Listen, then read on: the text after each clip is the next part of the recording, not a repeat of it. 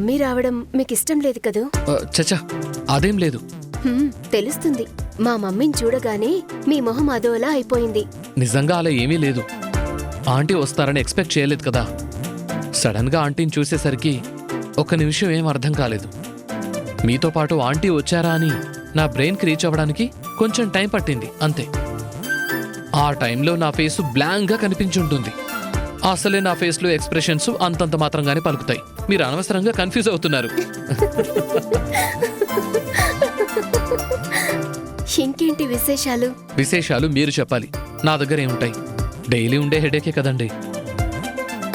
అవును, మనం ఇలా కాఫీ షాప్కి వచ్చి మీట్ అవుతున్నామంటే మీ అమ్మగారు ఏం అపార్థం చేసుకోరు కదా?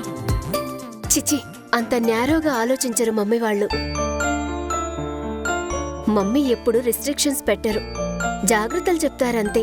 అలా ఫీల్ అయ్యేవారైతే మిమ్మల్ని కలవాలని చెప్పగానే డ్రాప్ చేయడానికి రారు కదా. ఒకవేళ మీ గురించి అలా అనుకునేవాళ్లే అయితే ఇక్కడే కూర్చొని మనిద్దరి మధ్య ప్రైవసీ లేకుండా కూర్చునేవాళ్లే కాని ఇలా వదిలిపెట్టి వెళ్లరు కదా. ఏదో ఫోన్ మాట్లాడాలని కదా వెళ్లారు. ఫోన్ మాట్లాడాలంటే ఇక్కడ కూడా మాట్లాడొచ్చు, కానీ మా మమ్మీ అలా చేయలేదు కదా. సరే, ఒప్పుకుంటానండి. మీ అమ్మగారు బాగా బ్రాడ్ మైండెడ్, మన గురించి తప్పుగా ఏమనుకోరు అని. అవును, అయినా మన గురించి తప్పుగా అనుకోవడానికి ఏముంది? తప్పుగా అనుకోవడానికి ఏముంది? ఏం లేదు కదా. We are just friends. అవును, మనం జస్ట్ ఫ్రెండ్స్. జస్ట్ ఫ్రెండ్స్ అంతే కదా? ప్రస్తుతానికి అంతే అనుకుంటా. Sir, coffee.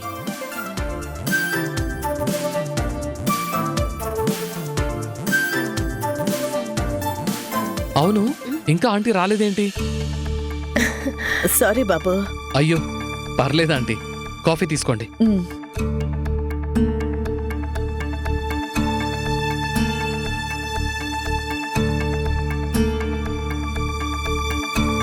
ఇంకేంటి బాబు, ఆఫీస్కి వెళ్తున్నారని విన్నాను. మంచిదే. మమ్మీ, సుధీర్ గారు బిజినెస్ వ్యవహారాల గురించి మాట్లాడితే కొంచెం ఇబ్బందిగా ఫీల్ అవుతారు. ఆ టాపిక్ కట్ చేయడమే బెటర్ మమ్మీ.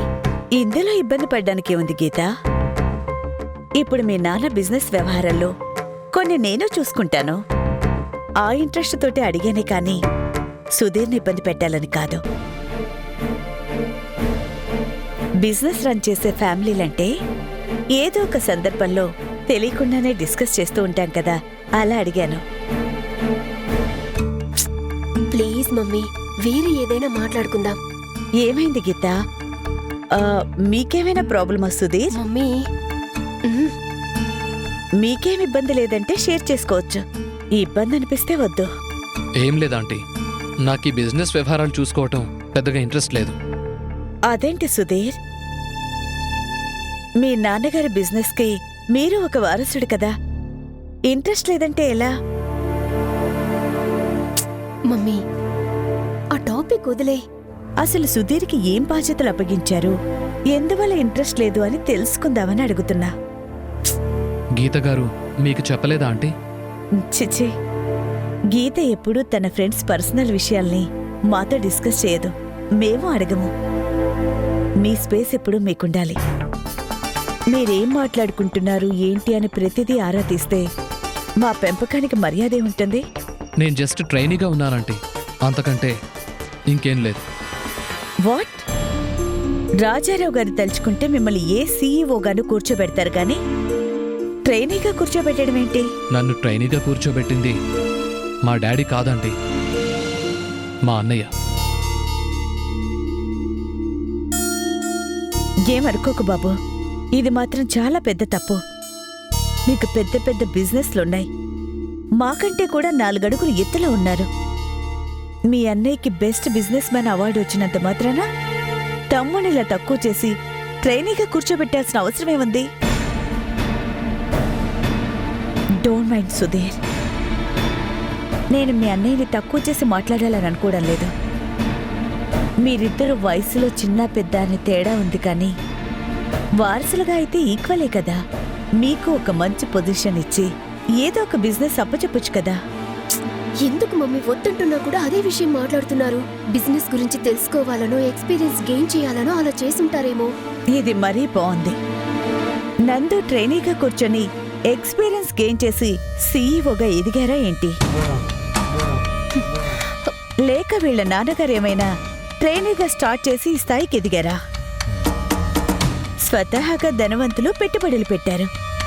వ్యాపారం చేస్తూ లోటుపాట్లను తెలుసుకుంటూ లాభ నష్టాల్ని ఫేస్ చేస్తూ ఎక్స్పీరియన్స్ గెయిన్ చేస్తూ బిజినెస్లో రాణించారు. అంతే కదా? అంత పెద్ద ధనవంతులయ్యుండి బిజినెస్ రంగంలో టాప్ పొజిషన్లో ఉండి ఇలా చేస్తే అందరి ముందు రెస్పెక్ట్ ఏముంటుంది? మనం అందరితో సమానంగా ఉంటూ అందర్నీ కలుపుకుపోతున్న యజమాని అనే దృష్టి ఉద్యోగుల్లో ఉంటే పనిచేసేటప్పుడు ఉండాల్సిన డిసిప్లిన్ గాని భయం గాని ఉంటాయి. పనిచేసే వాళ్లలో క్రమశిక్షణ భయం అనే ఉంటే ఏ బిజినెస్ అయినా మంచిగా రాణించడానుకుంటుంది. లేకపోతే మన మాట వినరు కదా, టేక్ ఇట్ గ్రాంటెడ్గా తీసుకుంటారు కదా. ఈ మాత్రం దానికి ఆఫీస్కి వెళ్ళడం దేనికి? అదే మన కంపెనీలో అయితే సుధీర్ని ఎండీ కుర్చీలో కూర్చోపెట్టేయొచ్చు. మీరేం తప్పుగా అనుకోకండి సుధీర్. మీ అన్నయ్య చేసింది మాత్రం నాకు నచ్చలేదు. మెల్లగా మాట్లాడి అంతా సరిదిద్దుకోండి.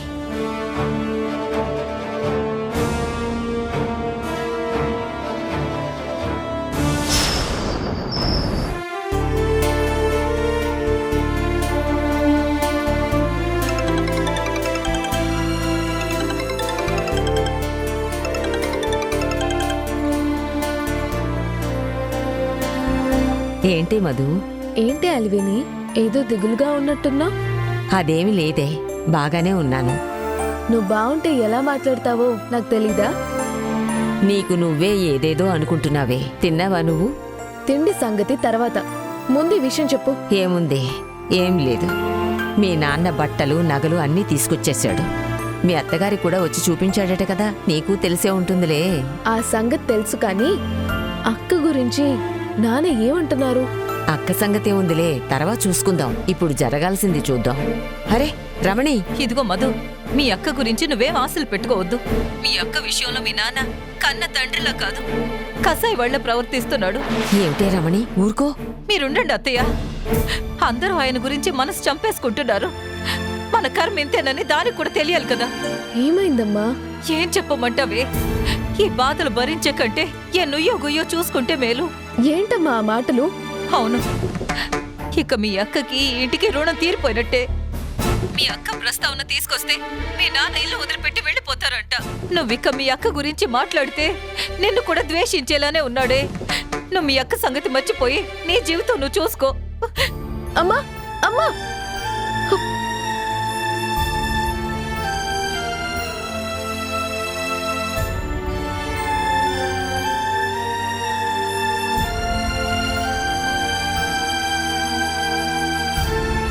అక్కతో మాట్లాడి అక్కని కన్విన్స్ చేయాలి.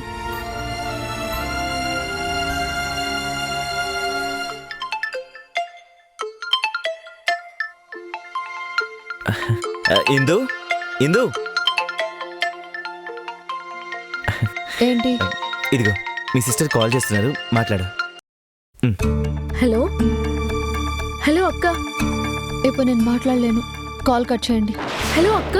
అరే లైన్లో ఉన్నాను, ప్లీజ్ మాట్లాడు, బాగోదు. చెప్తున్నాను కదా, కట్ చేయండి, తర్వాత మాట్లాడతాను. అక్క ప్లీజ్ అక్క, మాట్లాడక్క. మధు గారు ఒక్క నిమిషం. ఇందు ప్లీజ్ మాట్లాడు. నేను ఇందాక బయట ఉన్నప్పుడే కాల్ చేశాను. ఇంటికి వెళ్ళగానే చేస్తానని చెప్పాను. తీసుకో, మాట్లాడు ప్లీజ్. ఇందు అక్క ప్లీజ్ అక్క, ఫోన్ తీసుకొని మాట్లాడక్క. ఇందు తీసుకో, ఇదిగో మాట్లాడు. నేను ఎవరితోనూ మాట్లాడదలుచుకోలేదు, వద్దు. హలో హలో హలో, తను నా మాట వినట్లేదండి, తీసుకోనంటుంది. మీరు స్పీకర్ ఆన్ చేయండి. అలాగే. అక్క అక్క ప్లీజ్ అక్క, నా మాట వినక్క. మీరు ఫోన్ కట్ చేయండి, నేను ఎవరితో మాట్లాడను. ఇందు ఇందు. హలో హలో అక్క. తను గదిలోకి వెళ్ళి తలుపు వేసుకుంది. తను ఫోన్ తీసుకోనని చేసిన గొడవ వినే ఉంటారు. రోజు ఇదే తంతు, మేము ఎంత చెప్పినా వినడం లేదు. సరేనండి, అక్కని జాగ్రత్తగా చూసుకోండి, ఒంటరిగా ఉండనివ్వకండి. నేను తర్వాత కాల్ చేస్తాను. అలాగే అండి, నేను తన్ని జాగ్రత్తగా చూసుకుంటాను.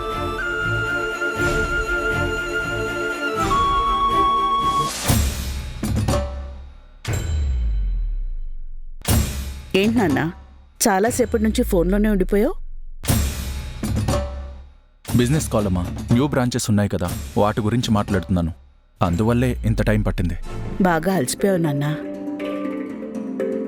అవును, మధు ఏంటి చాలా డల్గా ఉంది?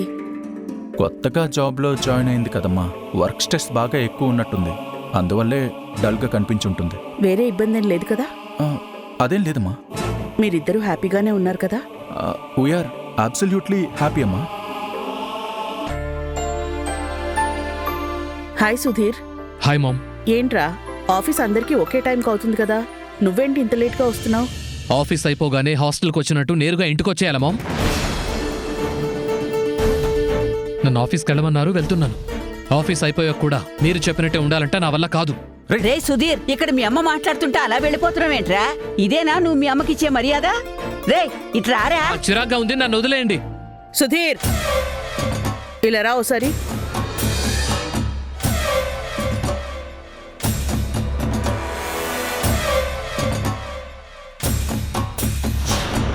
ఎందుకురా ఇలా బిహేవ్ చేస్తున్నావు?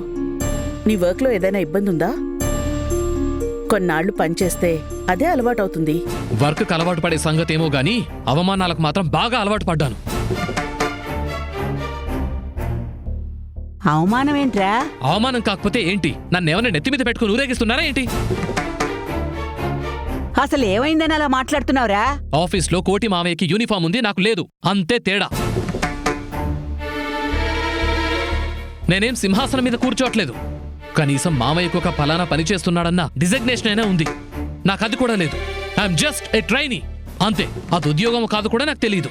అసలు నేను ఉద్యోగస్తున్నా యజమానినా నాకు తెలీదు, అక్కడ ఆఫీస్లో ఉన్న వాళ్ళకు కూడా తెలీదు.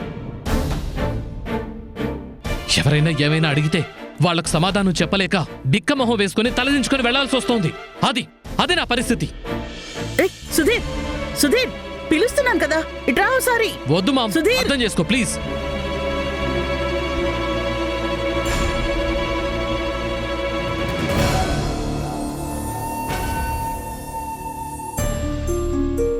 నీకు మనసులో బాధున్నా నన్ను చూసి మొహంలో నవ్వు పులుముకుంటున్నావా అమ్మా? సారీ అమ్మా. సారీ ఎందుకు నాన్నా? లేదమ్మా, సుధీర్ని అలా చూస్తుంటే తల్లిగా నీకెంత బాధ ఉంటుందో నేను అర్థం చేసుకోగలనమ్మా. అదేం లేదు నాన్నా, వాడేదో అంటున్నాడు, దాని గురించి నేనేం పట్టించుకోవట్లేదు. సుధీర్ని అలా ట్రైనీగా పెట్టడానికి ఒక కారణం ఉందమ్మా. ఇప్పుడు నేను అడిగానా నందు? నువ్వు నాకెందుకు చెప్తున్నావు? నువ్వేం చెప్పక్కర్లేదు. నువ్వేం చేసినా ఆలోచించే చేస్తావు, నాకు ఆ నమ్మకం ఉంది. ఎందుకంటే నువ్వు వాడికి అన్నవే కానీ వాడి గురించి ఆలోచించే విషయంలో మాత్రం మీ నాన్న మన గురించి, మన కుటుంబం గురించి ఎలా ఆలోచిస్తారో నువ్వు అలా ఆలోచిస్తావు. వాడి భవిష్యత్తు గురించి ఆలోచించే నువ్వు ఇదంతా చేస్తున్నావు. అది నేను అర్థం చేసుకోగలను. నువ్వేం చేసినా వాడి మంచి కోసమే చేస్తావు. నువ్వైనా నన్ను అర్థం చేసుకుంటున్నావు, నాకంతే చాలమ్మా. నిన్ను అర్థం చేసుకోకపోతే ఎలా నాన్నా? నువ్వు నాకు అర్థమైనంతగా ఇంకెవ్వరికీ అర్థం కావు. నువ్వేం చేస్తావో, ఎందుకు చేస్తావో, ఏం చెయ్యబోతావో కూడా నాకు తెలుసు. సుధీర్కి బిజినెస్ ఫీల్డ్లో ఏ అనుభవం లేదు కాబట్టే వాడిని తీసుకెళ్లి ట్రైనీగా కూర్చోబెట్టావు. గ్రౌండ్ లెవెల్ నుండి అన్నీ నేర్చుకోవాలనే అక్కడ కూర్చోబెట్టావు. అంతే కదా నాన్న? కరెక్ట్గా చెప్పావమ్మా. వాడు బిజినెస్ విషయాలన్నీ A to Z తెలుసుకొని బాగా అనుభవం గడించాక వాడిని నీ చైర్లో కూర్చోబెట్టేసి వెనక నుంచి నువ్వు ఈ బిజినెస్ని నడిపిస్తావని నాకు బాగా తెలుసు. సరేనన్నా, నువ్వొచ్చి చాలాసేపు అయింది, చాలా టైర్డ్గా కూడా ఉన్నావు. కాఫీ ఇస్తాను, తాగేసి వెళ్ళి ఫ్రెష్ అప్ అవుదు గాని.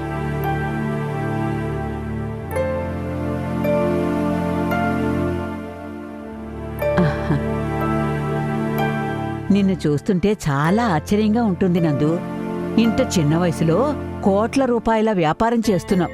నాన్నతో పోలిస్తే నేను చేసిందేముందమ్మమ్మా? నాన్న వ్యాపారం మొదలుపెట్టినప్పుడు ముళ్ళబాటే అయి ఉంటుంది. ఇప్పుడు నేను పూల బాటలో నడుస్తున్నట్టే లెక్క. బిడ్డంటే నీలా ఉండాలి నందు. నా దిష్టే తగిలేలా ఉంది. దిష్టి తీయాలి. నందు, మీ అమ్మని చూసావా? నీ మీద ఎన్ని ఆశలు, ఎంత నమ్మకం పెట్టుకునుందో. నువ్వంటే మీ అమ్మకి ప్రాణం. నీకోసం ఎవరినైనా కాదనేస్తుంది. నువ్వుంటే చాలు మీ అమ్మకి. నువ్వు మీ అమ్మ నమ్మకాన్ని ఎప్పుడూ ఒమ్ము చేయకు. ఈ ప్రపంచంలో నాకు ఫస్ట్ ప్రయారిటీ ఎవరైనా ఉన్నారు అంటే అది అమ్మ మాత్రమే, ఇంకెవరూ కాదు.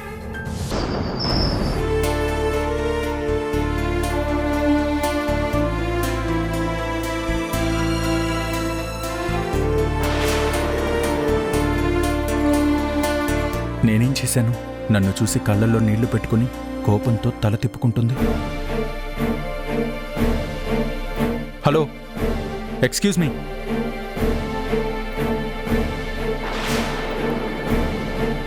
అరే, నేనేమన్నాను? నన్ను చూసి అలా కోపంగా మొహం తిప్పేసుకుంటున్నావు నువ్వు? నా ఏడుపేదో నేను ఏడుస్తున్నా, మీకెందుకు? నాకెందుకు అంటావేంటి? నువ్వు నన్ను చూసి కోపంగా తల తిప్పేసుకుంటుంటే నేనేమనుకోవాలి? నేనేదో నిన్ను ఏడిపిస్తున్నట్టు ఎందుకలా కోపంగా చూస్తున్నావు? ఓహో, మీ బాధ నేను మిమ్మల్ని చూసి తల తిప్పుకుంటున్నానందుకే కాని నేనెందుకు ఏడుస్తున్నానని కాదు. అంతేలే, నా బాధ పట్టించుకునే దిక్కెవరున్నారు ఇక్కడ? అంతే కదా. నాకిక్కడ అమ్ముందా, నాన్నున్నారా? ఎవరున్నారు పట్టించుకోవడానికి?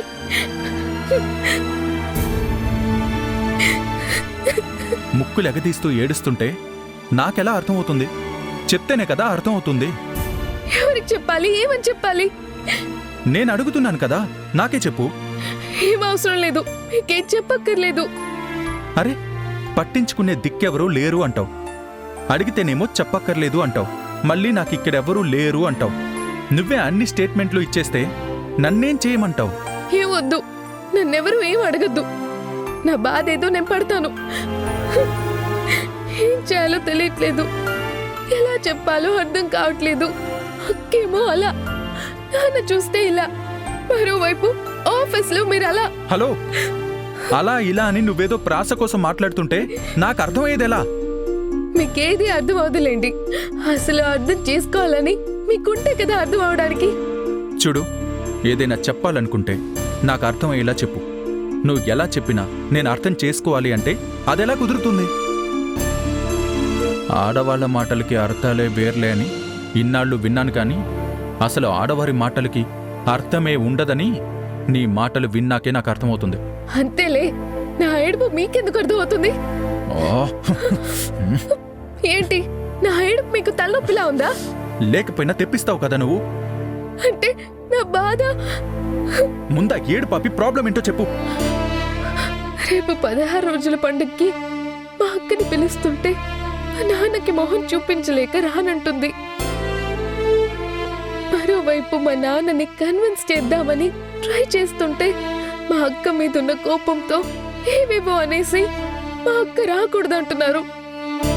మధ్యలో మా అమ్మేమో అటు కన్న కూతురికి చెప్పుకోలేక ఇటు కట్టుకున్న భర్తతో గొడవ పడలేక ఏడుస్తూ ఉంది. కనీసం నేనెళ్ళి మా అక్కతో మాట్లాడదాం అనుకుంటే మీరు పెద్ద ఆఫీసర్ లాగా పోజులు కొడుతూ నన్ను ఆఫీస్ నుంచి బయటికి వెళ్ళనివ్వట్లేదు. అలాంటప్పుడు నేను ఏం చేయాలి? ఎవరికి చెప్పుకోవాలి?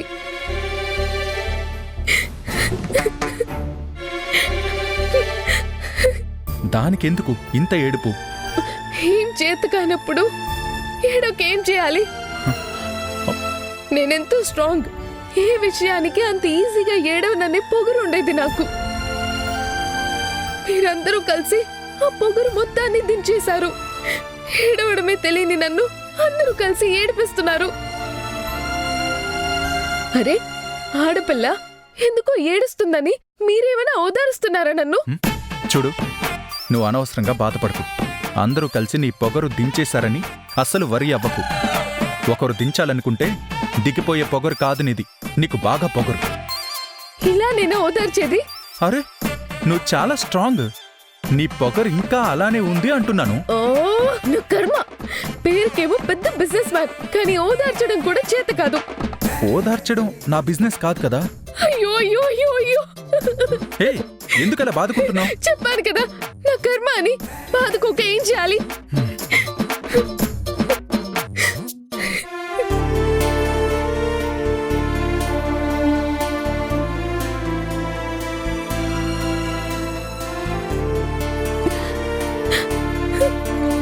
ప్లీజ్ ఏడవకు.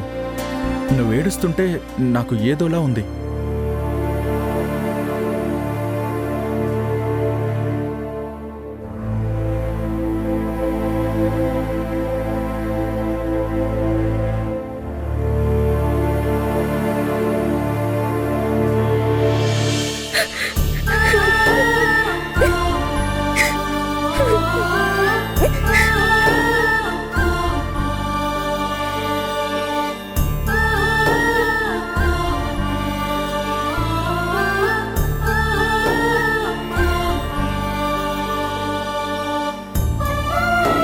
ఇందు వస్తే నందు హర్ట్ అవుతాడు అని చెప్పావు. ఒకవైపు కూతురు నుంచి ఒత్తిడి, మరోవైపు నీ నుంచి ఒత్తిడి.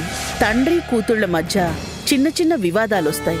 అవి చిలికి చిలికి గాలివానైనట్టు ఆ కుటుంబంలో పెద్ద కలతలొస్తాయి.